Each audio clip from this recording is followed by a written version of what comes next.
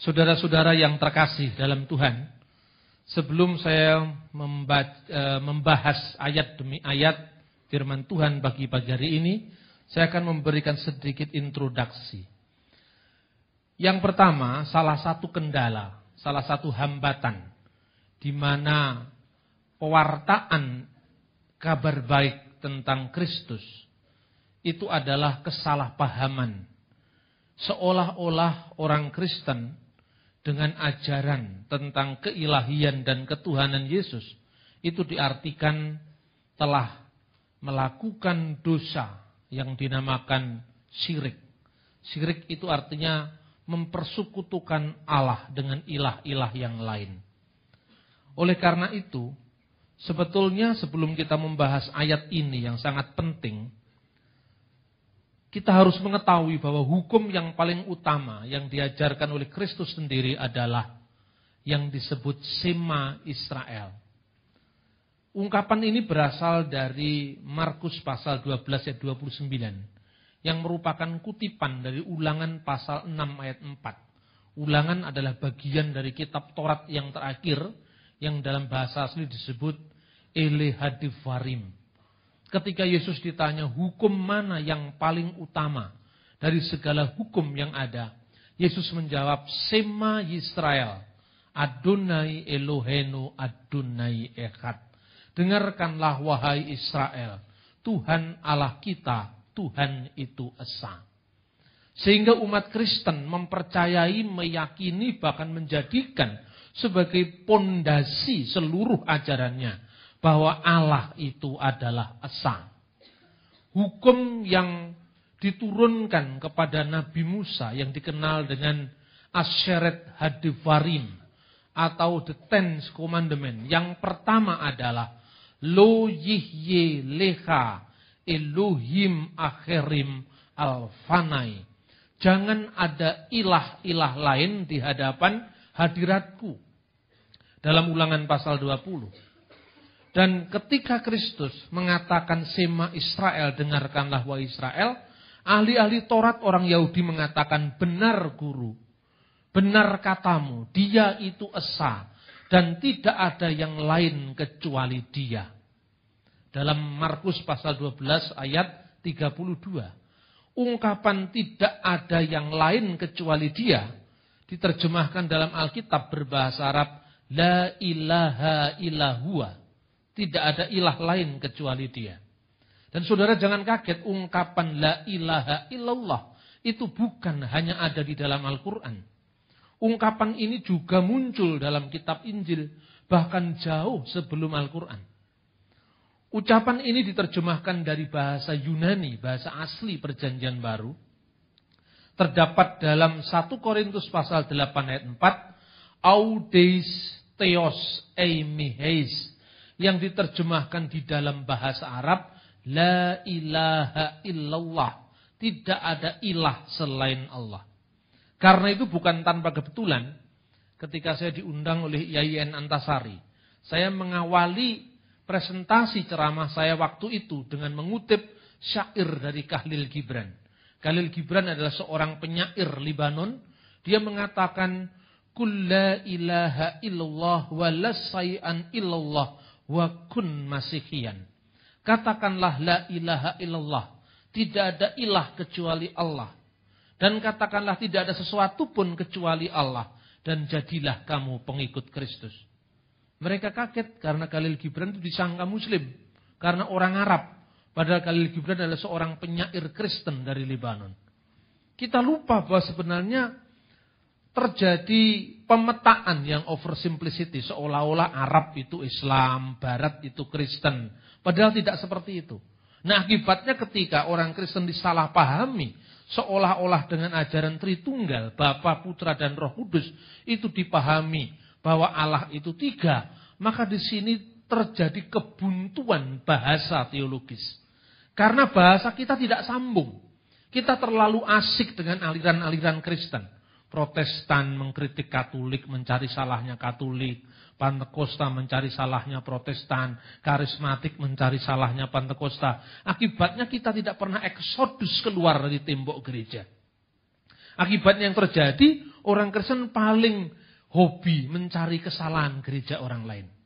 Dan saya kira mentalitas seperti ini sudah tidak boleh ada lagi dalam konteks yang baru, di mana Injil harus disampaikan tanpa salah paham kepada mereka yang menyalahpahaminya.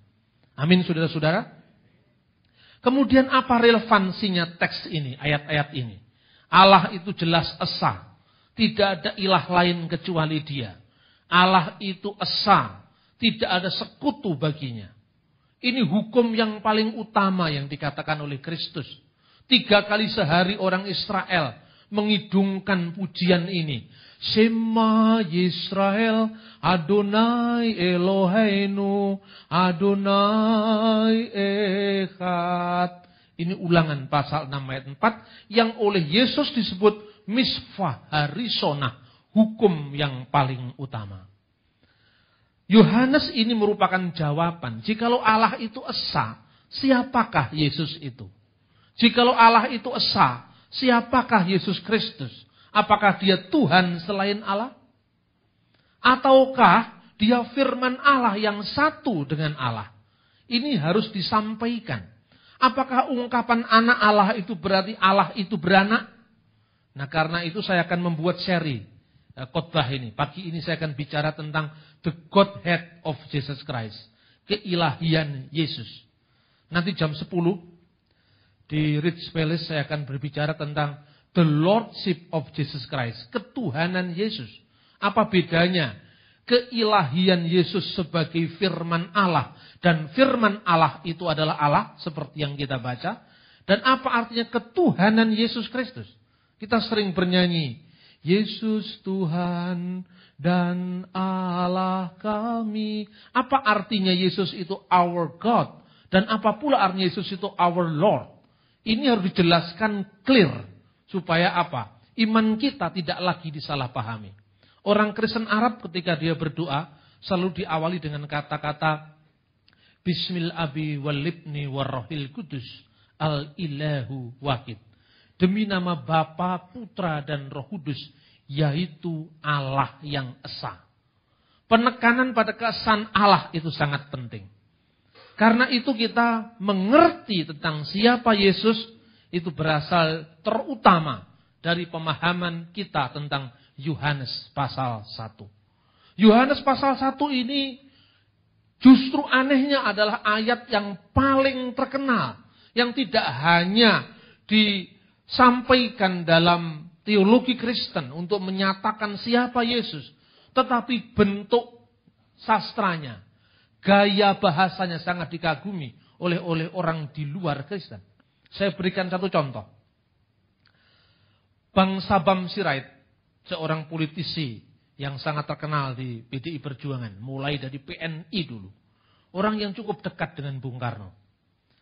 Tokoh Bung Karno adalah tokoh non-Kristen. Salah seorang founding father di negara ini. Yang hafal di luar kepala Injil Yohanes pasal 1 ayat 1 sampai 18 dalam bahasa Belanda. Ini luar biasa. Saya menulis satu buku ini, buku yang diterbitkan tahun 2000. Yang diberi kata pengantar oleh Abdurrahman Wahid waktu itu presiden. Dan diberikan pengantar oleh tokoh-tokoh lintas agama di Indonesia. Saya mau tunjukkan bahwa ternyata Bung Karno yang non-Kristen itu lebih banyak menghafal ayat-ayat Injil. Bahkan seringkali dalam pidato-pidato beliau diawali dengan ungkapan in the beginning was the word. Pada mulanya adalah kata. Pada mulanya adalah firman. Tokoh yang kedua adalah ketua PBNU sekarang. Bapak Profesor Dr. Kiai Haji Said Agil Sirat. Yang memberi kata pengantar pada buku saya Menuju Dialog Teologis Kristen Islam. Yang diterbitkan oleh Yayasan Andi. Beliau hafal di luar kepala. Yohanes pasal 1 ayat 1 sampai 14 dalam bahasa Arab. Ini luar biasa. Saya menjadi malu ketika orang Kristen tidak hafal Alkitab. Suatu saat 10 tahun lalu saya diundang oleh Gus Dur. Nah, ketika Pak Agil menyambut saya, dia pamerkan apa itu hafalannya terhadap ayat-ayat Injil Yohanes. Maka saya pun akhirnya juga hafal dengan Injil itu di dalam bahasa Arab. Dan memang teks Injil ini dalam bahasa Arab sangat mirip dengan kesaksian Quran tentang siapakah Isa. Dalam Al-Quran, Yesus disebut sebagai kalimatullah, firman Allah. Atau kalimati minhu, firman dari dia. Atau kalimati minallah, firman dari Allah. Di dalam ayat Injil ini, disebutkan dalam teks bahasa Arab, fil badi'il kanal kalimah, wal kalimatu kana indallah, wa kana kalimatullah. Pada mulanya adalah firman, dan firman itu bersama-sama dengan Allah, dan firman itu adalah Allah. Bahwa ada perbedaan tafsir antara Kristen dan Islam, itu bukan wilayah kita yang kita bahas. Tetapi artinya begitu populernya tokoh Isa Al-Masih yang disebut kalimatullah itu dalam kedua agama. Kita tidak usah mencampuri agama orang, tapi kita akan membahas dari iman Kristen sendiri. Kenapa Yesus itu disebut firman Allah? Ironisnya karena banyak orang Kristen yang tidak memahami ayat ini. Justru teks ini disamakan aja dengan gelar-gelar Yesus. Yesus terang dunia. Yesus itu adalah air yang hidup. Yesus itu roti yang turun dari surga. Itu adalah gelar-gelarnya Yesus. Tetapi Injil Yohanes, penegasan bahwa Yesus adalah firman, bukan sekedar gelar Yesus. Tetapi itu adalah hakikat dari Yesus Kristus. Karena banyak sekali juga terjemahan-terjemahan kitab suci yang kurang pas. Misalnya The Living Bible menerjemahkan in the beginning was the Christ. Pada mulanya adalah Kristus. Ini salah. Karena Kristus itu gelar. Dia yang diurapi itu Kristus. Tetapi firman itu bukan sekedar gelarnya Yesus. Firman itu identitas siapa Yesus sebelum dia datang ke dunia. Kalau kita menganggap bahwa firman itu hanya gelar, kita sama dengan saksi Yehova. Yesus itu bergelar firman Allah. Karena kemana-mana membawa firman, memberitakan firman, maka disebut firman Allah. Apa bedanya ketika orang mengatakan, si tukang bakso, karena kemana-mana bawaannya jualan bakso, maka disebut si tukang bakso. Jadi itu hanya gelar. Tetapi firman di sini bukan gelar. Apa buktinya?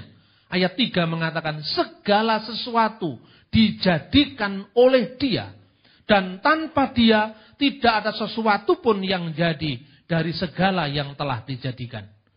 Segala sesuatu dijadikan oleh firman Allah. Segala sesuatu ini Allah menjadikan dengan jadilah terang maka terang itu jadi. Itulah ajaran Tritunggal. Pada mulanya Allah menciptakan langit dan bumi. Ini bunyi kitab Taurat pembukaan. Kejadian atau Bereshit 1 ayat 1. Bereshit bara Elohim et hasamayim ve et haaret. Pada mulanya Allah menciptakan langit dan bumi. Ve haaret hayetah tohu wa bohu. Dan bumi itu belum berbentuk dan kosong. Ve hosek alfenetehom. Dan kegelapan menutupi samudra raya. Ve ruah Elohim dan roh Allah merakefet alfenehamayim. Melayang-layang di atas permukaan air. Allah menciptakan. Roh Allah melayang-layang memberi hidup pada ciptaan. Wa yomer Elohim dan berfirmanlah Allah. Yehiur wa yehiur. Jadilah terang maka terang itu jadi. Di sini kita sudah mengenal Tritunggal. Elohim, ruah Elohim, yomer Elohim. Allah, roh Allah dan firman Allah. Jadi Tritunggal bukan ciptaan orang Kristen. Tritunggal ada dalam Alkitab. Formulasinya ditegaskan kembali oleh gereja. Tapi ajarannya ada dalam Alkitab. Bukan hanya Alkitabnya orang Kristen. Orang Yahudi yang tidak percaya perjanjian baru. Mereka percaya perjanjian lama. Yang mereka sebut Tanakh, Torah, Nevim, Beketuvim. Percaya bahwa Allah menciptakan dunia lewat firman-Nya dan roh-Nya. Ini sangat penting saudara-saudara. Yesus disebut firman Allah. Lalu pertanyaannya sekarang. Apakah Yesus bukan Allah? Kalau Yesus firman Allah, apakah Yesus bukan Allah? Firman Allah adalah Allah. Tapi banyak orang yang tidak memahami arti ini.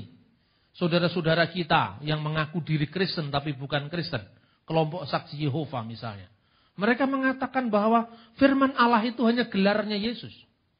Bukan hakikat Yesus, bukan identitas siapa Yesus. Firman Allah itu hanya gelarnya Yesus. Lalu dikatakan, kalau Markus bersama-sama dengan Yohanes, apa pada saat yang sama Yohanes adalah Markus? Tentu jawabannya bukan. Yohanes bersama-sama dengan Markus. Markus bukan Yohanes. Lalu pertanyaannya, apabila firman bersama-sama dengan Allah, apakah firman adalah Allah? Orang Kristen yang tidak siap akan menjawab, bukan.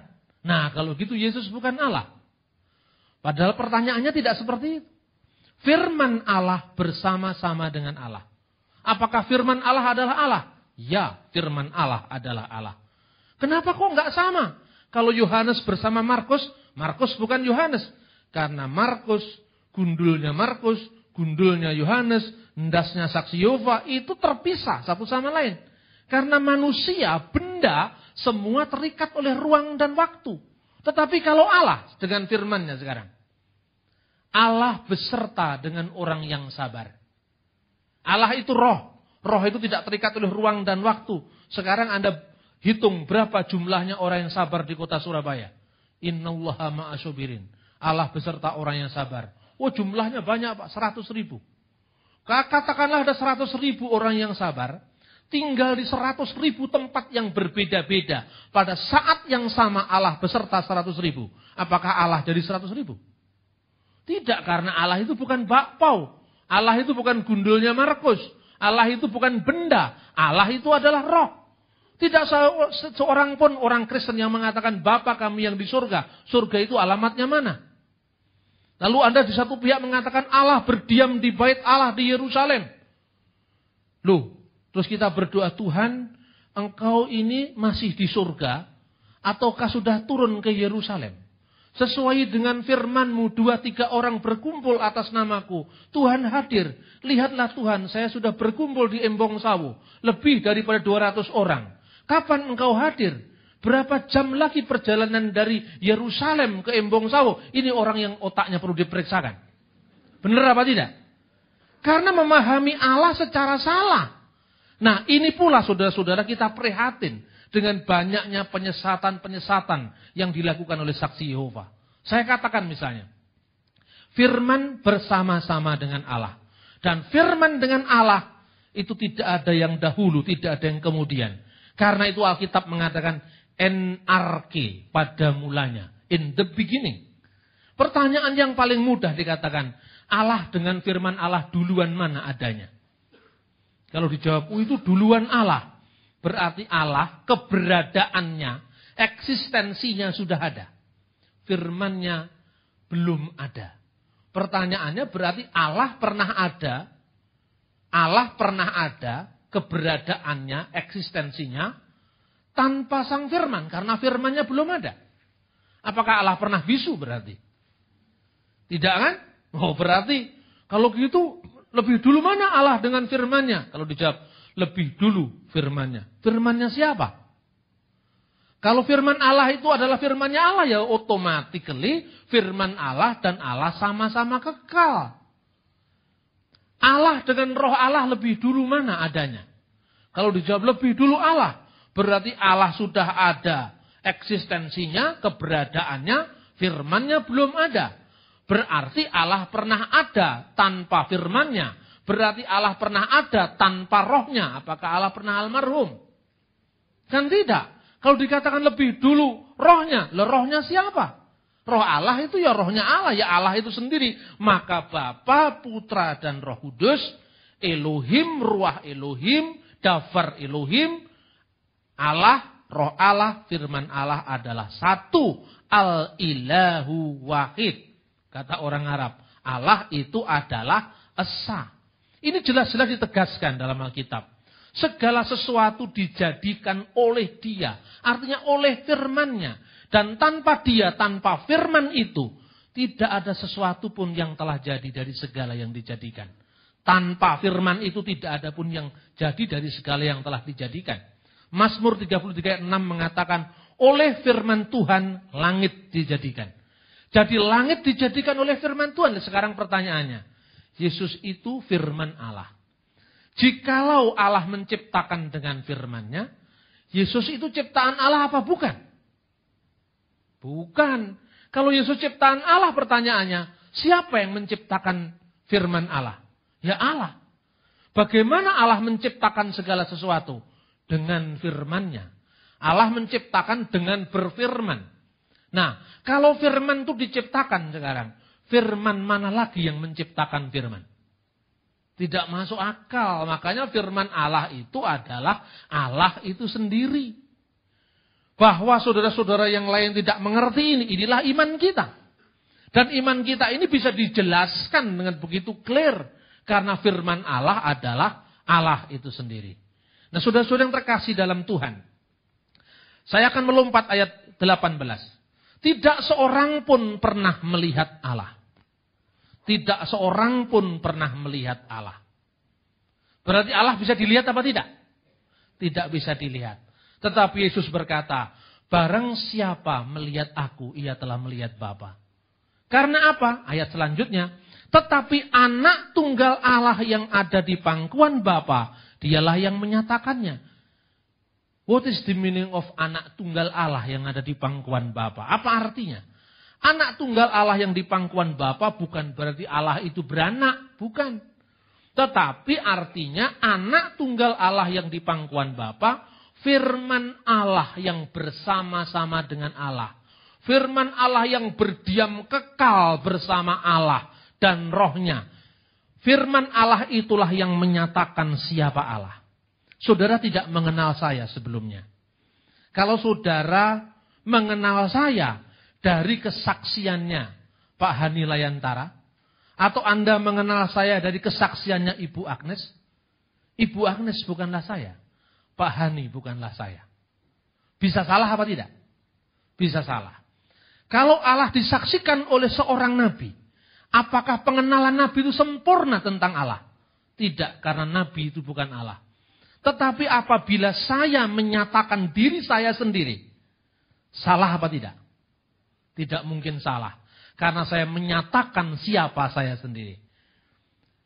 Sebelum saya menyatakan diri saya lewat kata-kata ini sudah ada dalam pikiran saya.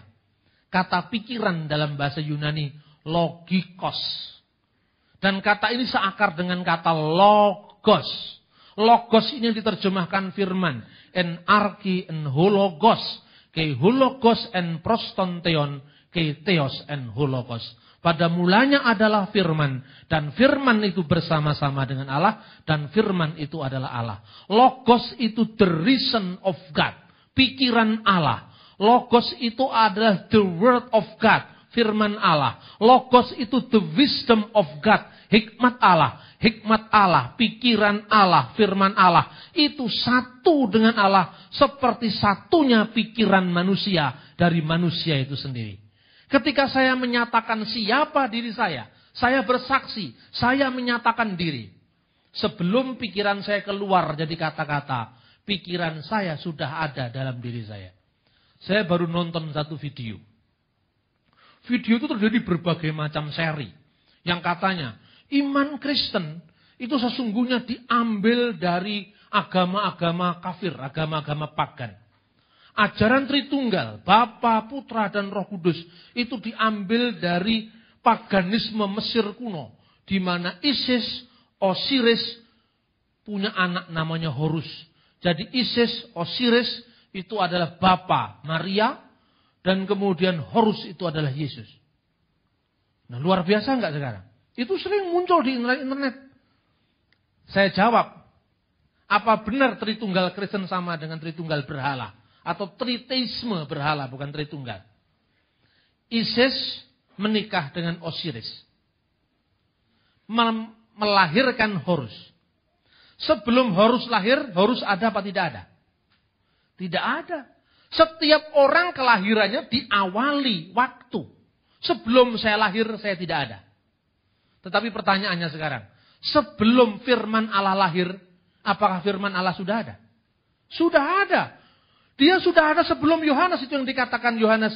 Itulah yang kumaksudkan ketika aku berkata, kemudian daripada aku akan datang dia yang mendahului aku. Sebab dia telah ada sebelum aku. Ini disebutkan di dalam ayat 15. Dia akan datang setelah aku secara manusia. Yesus lebih muda dari Yohanes. Ketika turun ke dunia, anaknya Maria ini dilahirkan setelah anaknya Elisabet. Betul? Tetapi sebelum aku, dia sudah ada. Sebagai firman Allah, Yesus itu Tuhannya Yohanes.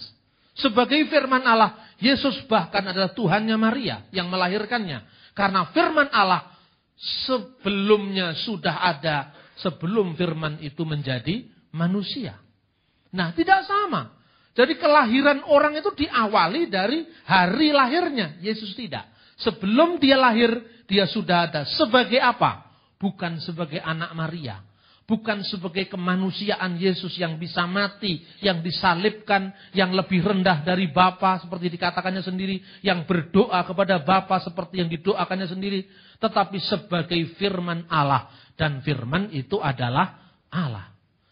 Saya kira tidak sulit dipahami ketika Yesus berkata, kalau Allah Bapamu, kamu pasti mengasihi aku. Yohanes pasal 8:42.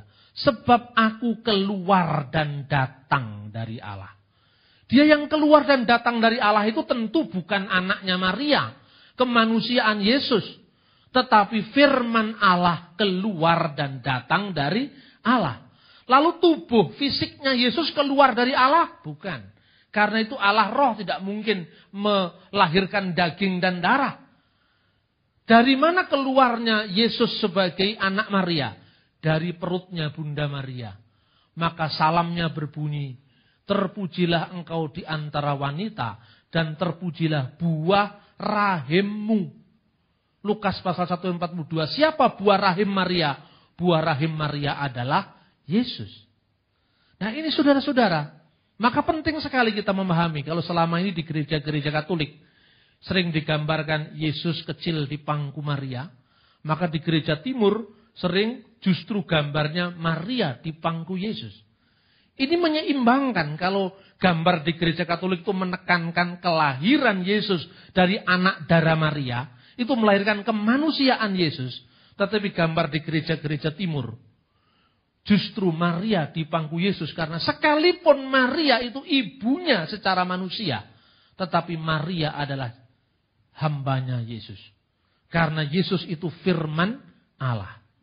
Terus kemudian, apa artinya anak? Anak bukan berarti itu beranak loh, tidak seperti anak itu artinya beranak. Contohnya, dalam bahasa Indonesia saja, anak kunci siapa? Maminya kunci. Gitu? Anak buah siapa? Istrinya buah. Kan tidak ada. Dalam bahasa apapun mengenal kiasan. Kiasan itu tidak harus dipahami makna letter lock. Maka ketika saudara muslim mengatakan lam yalid wa lam yulad, Allah itu tidak beranak dan tidak diperanakkan, kita harus mengatakan amin. Memang Allah itu tidak beranak dan tidak diperanakkan secara fisik. Karena Alkitab mengatakan seperti itu.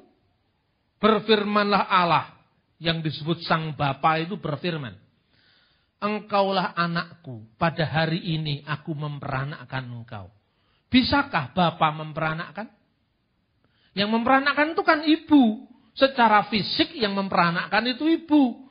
Dalam pengakuan iman gereja purba, yang masih sering dibaca di gereja-gereja Katolik, gereja Protestan, gereja Ortodok, digunakan kata apa? Dan aku percaya kepada satu-satunya Tuhan, yaitu Yesus Kristus, yang dilahirkan dari Bapa sebelum segala zaman. Yang dilahirkan dari Bapa. Adakah orangnya lahir dari Bapa? Tidak ada lahirnya dari mama. Masa lahir dari Bapa? Lalu artinya apa lahir dari Bapa? Firman Allah menyatakan siapa Allah. Karena firman Allah keluar dari Allah seolah-olah menyatakan siapa Allah itu.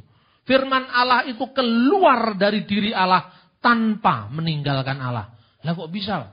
Loh kenapa tidak bisa? Itu ada gambar saya di situ.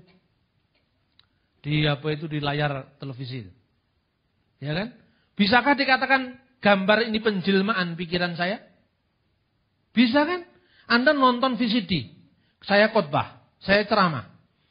Anda sebelumnya tidak mengenal saya. Begitu nonton VCD itu Anda, oh ini Pak Bambang. Sukanya pakai baju hijau. Ya kan? Kayak NU. Kayak Ansor, ya kan? Ketika Anda mengatakan ini Pak Bambang, benar apa salah? Benar. Tetapi itu bukan hakikat saya. Itu dapat dikatakan penjelmaan pikiran saya. Lewat keping VCD, lewat buku. Saya menulis buku ini. Jangan sebut saudaramu kafir. Bisakah ini penjelmaan pikiran saya? Bisa. Kertasnya saya apa bukan? Bukan. Kalau kertasnya ini rusak, apa pikiran saya ikut rusak? Tidak. Firman Allah menjadi manusia. Kemanusiaan Yesus mati. Apakah Allah bisa mati? Allah tidak mati. Karena apa? Dia yang dibunuh dalam keadaannya sebagai manusia. Yang satu dengan Allah itu bukan kemanusiaan Yesus. Yang satu dengan Allah itu firman Allah yang bersama-sama dengan Allah. Banyak orang salah dalam menggambarkan apa itu? Tritunggal. Seolah-olah Tritunggal itu digambarkan dengan 3 oknum yang terpisah. Bahwa Tritunggal 3 oknum dalam satu hakikat itu betul. Tapi oknum di sini bukan oknum dalam pengertian oknumnya manusia. Bahasa gereja itu kan dulu kata oknum una substantia tres persona. Itu katanya Bapak Gereja Tertullianus. Oknum yang dimaksudkan di sini, person di sini adalah metaphysical personality. Satu contoh itu tadi. Allah beserta orang yang sabar. Berapa jumlah orang yang sabar? 100.000.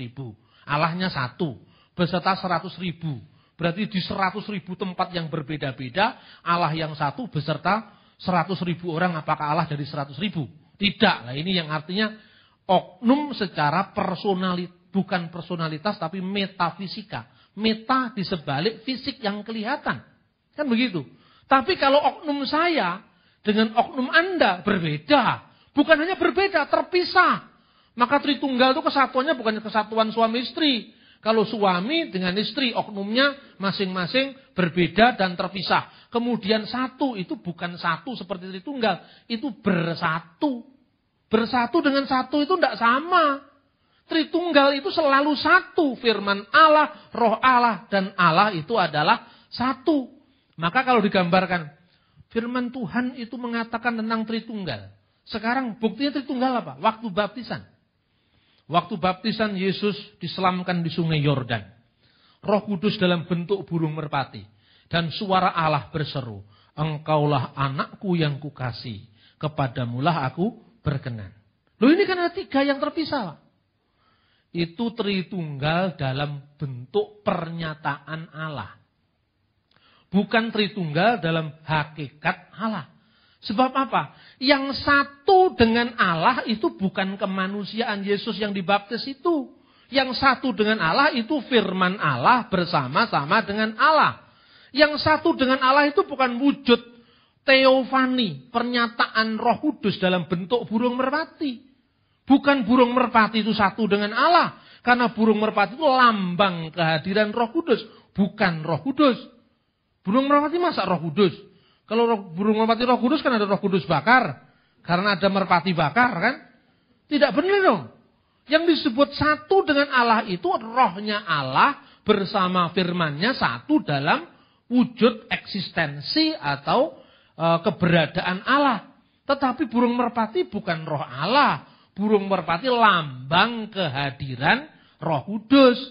Dan Roh Kudus tidak hanya hadir dalam bentuk burung merpati. Dalam bentuk lidah-lidah api. Tidak berarti lidah api itu sama dengan Roh Kudus. Kalau lidah api sama dengan Roh Kudus kan ada orang kebakaran. Dikatakan Roh Kudus membakar rumah kan begitu. Yang satu dengan Allah itu firman Allah dan roh Allah. Buku saya tidak satu dengan saya. Tapi pikiran saya yang terjemahkan dalam buku ini satu dengan saya. Ketika pikiran saya rusak. Buku saya rusak, pikiran saya tidak ikut rusak. Allah tidak bisa mati. Maka dalam lagu Gereja Timur itu ada ungkapan begini. Kudusulillah, kudusulil, kowi kudus. Kudusulillahi la yamut, irhamna. Kudusun, kudusun, ya man sulibta anirhamna. Kuduslah engkau ya Allah. Kuduslah engkau yang maha kuasa. Kuduslah engkau yang tak berkematian. yang disalibkan bagi kami, kasihanilah kami. Dia yang tak berkematian, disalibkan bagi kami. Loh, bagaimana itu?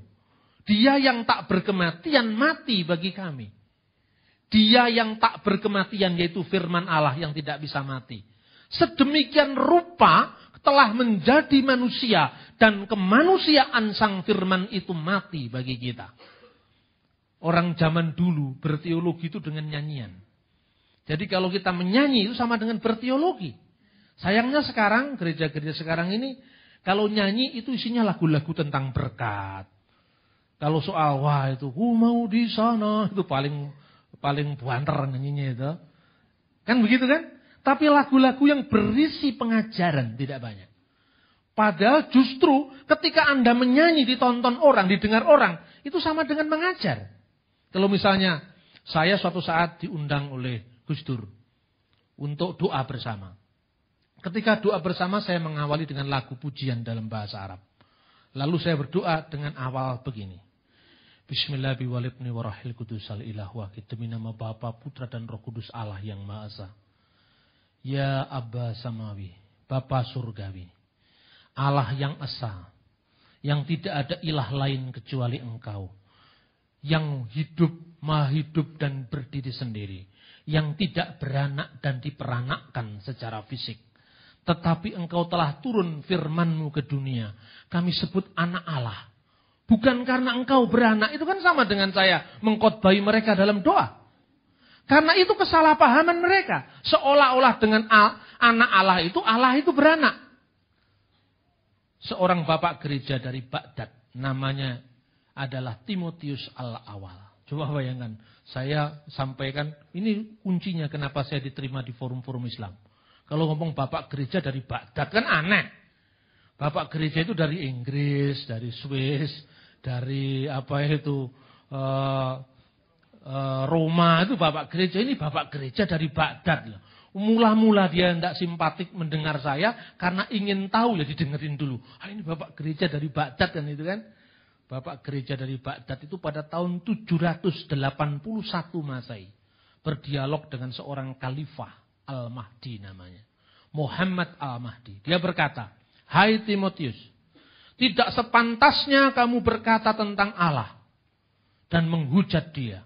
Siapakah dia wahai raja kekasih Allah?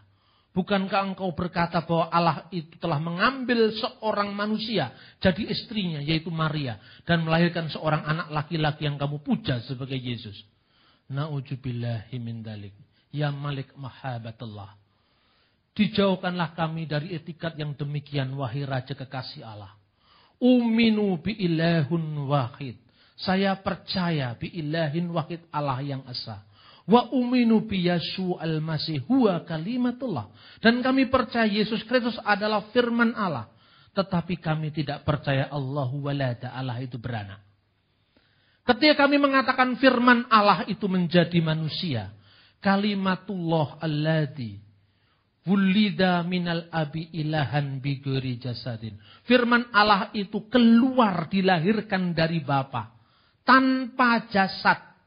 Tanpa seorang ibu, duna lahir dari bapak tanpa ibu.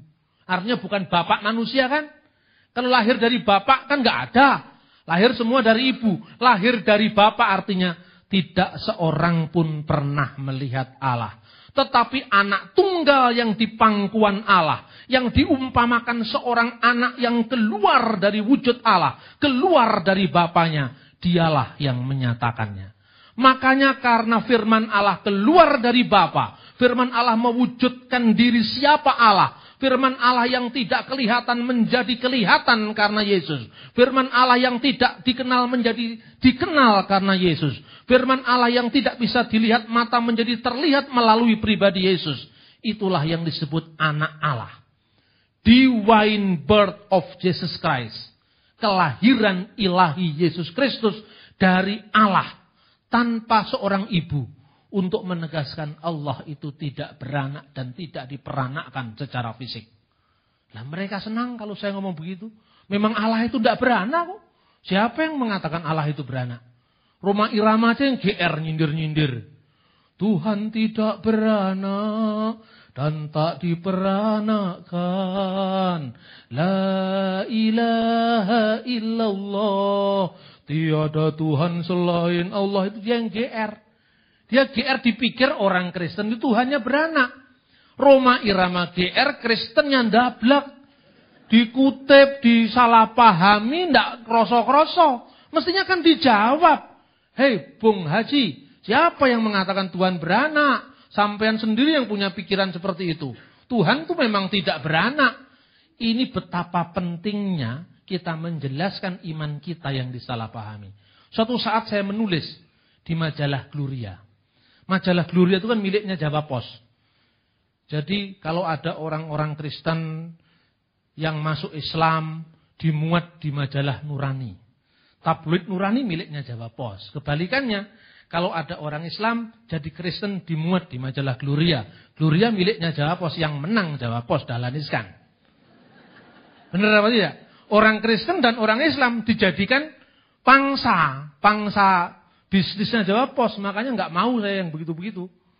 Ya kan, kita terjebak dalam itu yang namanya mekanisme pasar itu namanya. Nah, ketika itu saya justru menulis, judulnya itu adalah Allah tidak beranak dan tidak diperanakan. Itu tahun 2005 ketika saya pulang dari Mesir. Kemudian pada saat Gloria itu selalu muncul di penerbitan, selalu diiklankan oleh Jawa Pos.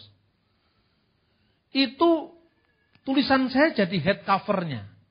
Apa itu Gloria. Tetapi ditutup sama Jawa Pos. Istilah Allah tidak beranak, tidak peranakan itu ditutup sama Jawa Pos. Lalu saya penasaran. Saya tanya pada teman saya wartawan banyak. Saya tanya, kenapa kok tulisan saya istilah Tuhan tidak beranak kok dihapus? Coba saya tanyakan pada redakturnya, Pak. Dia tanya ke Jawa Pos. Setelah itu sehari kemudian dia telepon saya. Oh, saya sudah dapat jawaban. Jawabannya apa? Redakturnya bilang, loh, Tuhannya orang Kristen kan beranak. Nah ini disebut Allah tidak beranak, nanti membingungkan. Karena Tuhannya orang Kristen kan beranak. Coba bayangkan. Ini dalam konteks pertarungan wacana, kita sudah kalah. Makanya saya selalu kalau ceramah, itu misalnya di sebuah forum Islam, saya meminta judul yang judulnya itu membuat orang datang. Tidak ada ilah selain Allah. Allah tidak beranak dan tidak diperanakan. Ini judul yang memikat.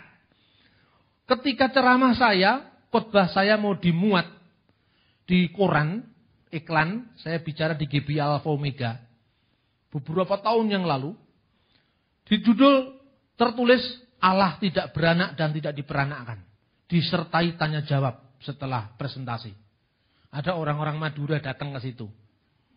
Pendetanya bingung, Pak Lukas Supi'i. Loh Pak, kok ada orang Madura telepon sama saya mau hadir? Loh kenapa Pak? Dia karena tertarik dengan judulnya, ya alhamdulillah. Dia mau hadir kan? Karena dipikirnya Tuhannya orang Kristen beranak. Loh ini kok Allah tidak beranak? Paham yang saya maksud? Jadi banyak kita disalahpahami, tapi hak jawab kita tidak pernah kita perdengarkan. Yang terakhir, ketika firman itu menjadi manusia, firman itu lahir dari seorang ibu tanpa seorang bapak. Firman itu lahir dari ibu perawan tanpa seorang bapak. Firman lahir dari Bapa, artinya lahir dari wujud Allah, eksistensi Allah tanpa seorang ibu. Untuk menegaskan Allah tidak beranak dan tidak diperanakkan. Tetapi firman menjadi manusia, lahir dari seorang ibu tanpa seorang bapak. Untuk menunjukkan anak yang dikandung Maria itu bukan anak yang lahir dari benih insani. Dari benih manusia. Seperti lazimnya anak yang lahir dari darah, dari daging. Seperti kata Alkitab. Bukan anaknya Yusuf si tukang kayu. Suami Maria secara hukum. Bukan anaknya Yusuf An-Najjar, Yusuf si tukang kayu.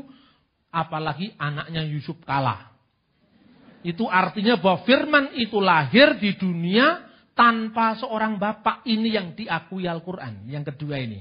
Yang pertama, Quran tidak memahami itu. Karena memang konteksnya bukan itu. Maka Quran mengatakan Idzkholatil malaikatu ya Maryam innallaha yubasyiruki bikalimati min husmuhul masih Isa ba'nu Maryam wajihan fid dunya wal akhirat. Ketika malaikat berkata, wahai Maryam, sesungguhnya Allah memberikan kamu kabar gembira dengan firman dari Dia namanya Al-Masih putra Maryam yang terkemuka di dunia dan di akhirat. Maryam melahirkan tanpa seorang bapak. Terus kemudian orang bertanya, loh Pak, Firman kok jadi manusia? Itu yang membedakan agama Anda dengan agama saya. Saya bilang ya jelas dong. Kalau nggak beda kan berarti saya nggak Kristen, Anda nggak Islam. Beda itu wajar. Dialog kan sering disama-samakan sekalipun nggak sama. Ini bukan dialog-dialog yang penuh kemunafikan. Dialog itu harus jujur. Kalau beda katakan beda, kalau sama katakan sama. Tetapi dialog yang dewasa, sekalipun kita tidak sama, tetapi kita bisa bersama-sama. Tidak sama itu tidak berarti tidak bisa bersama-sama. Tempatkan posisi masing-masing. Saya selalu katakan, kami menganggap firman itu menjadi manusia. Turun jadi manusia. Kalau Anda firman turun jadi kitab. Kalau firman bisa Anda pahami turun jadi kitab. Apa sulitnya firman turun menjadi manusia? Jadi kitab yang adalah benda mati aja bisa. Kenapa jadi manusia tidak bisa? Karena manusia adalah ciptaan Allah yang teragung di dunia. Dia mahkota ciptaan Allah. Dia menjadi manusia, mengembalikan manusia dari kejatuhannya. Supaya diangkat dalam martabat ilahi. Siapa yang percaya kepada anak tunggal Allah akan menjadi anak-anak Allah. Kiranya firman ini semakin memperkuat iman kita. Meneguhkan iman kita dalam kita mengiring Dia. Tidak ada yang mustahil bagi Allah.